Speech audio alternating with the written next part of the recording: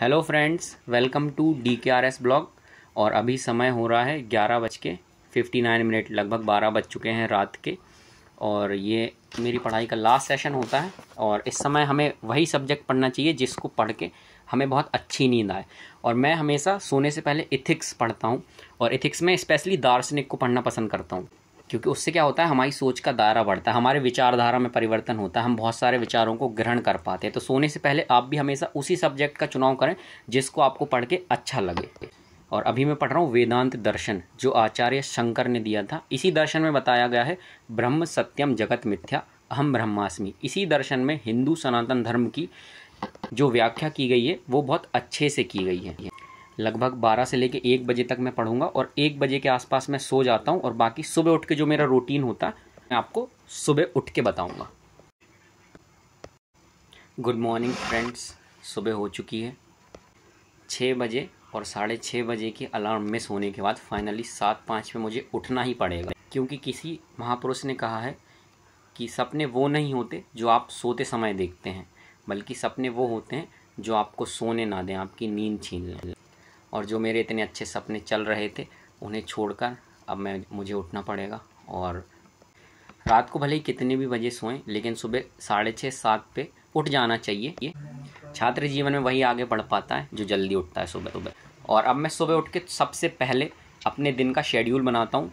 कुछ लोग रात में शेड्यूल बना लेते हैं, कुछ लोग सुबह उठ के शेड्यूल बनाते हैं। मैं अपने दिन का जो शेड्यूल होता है वो रोज़ सुबह बनाता हूँ कि मुझे दिन भर में क्या करना है। जैसे फर्स्ट स्लॉट में मुझे लगभग 2.5 घंटे CAPF के रिवीजन करना है, फिर उसके बाद मैं ब्रेकफास्ट करूँगा, फिर उसके बाद मेरा सेकंड स्लॉट होगा स्टडी का, फिर थर्ड स्लॉट में ऐसे राइटिंग करता हूँ मैं मेंस का।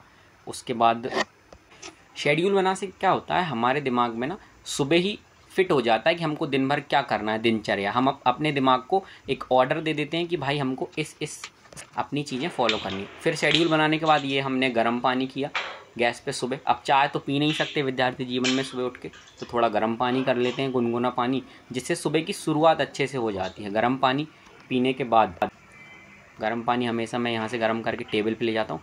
और अब थोड़ा सा दिमाग की एक्सरसाइज करने के लिए मैं रोज़ रूबिक्स क्यूब सॉल्व करता हूँ।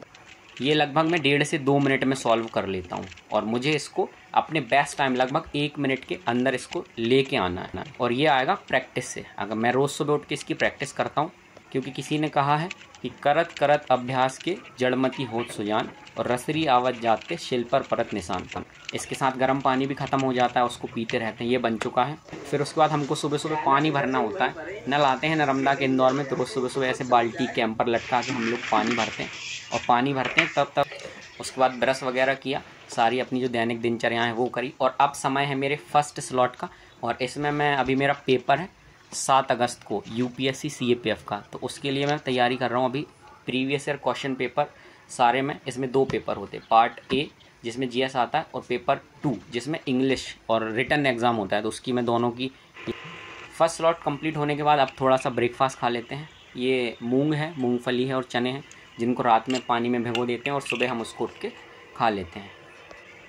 दिन भर पढ़ने के बाद अब शाम को समय हो जाता है या तो चाय या जूस। कभी मैं जूस पी लेता हूँ, कभी चाय पी लेता हूँ।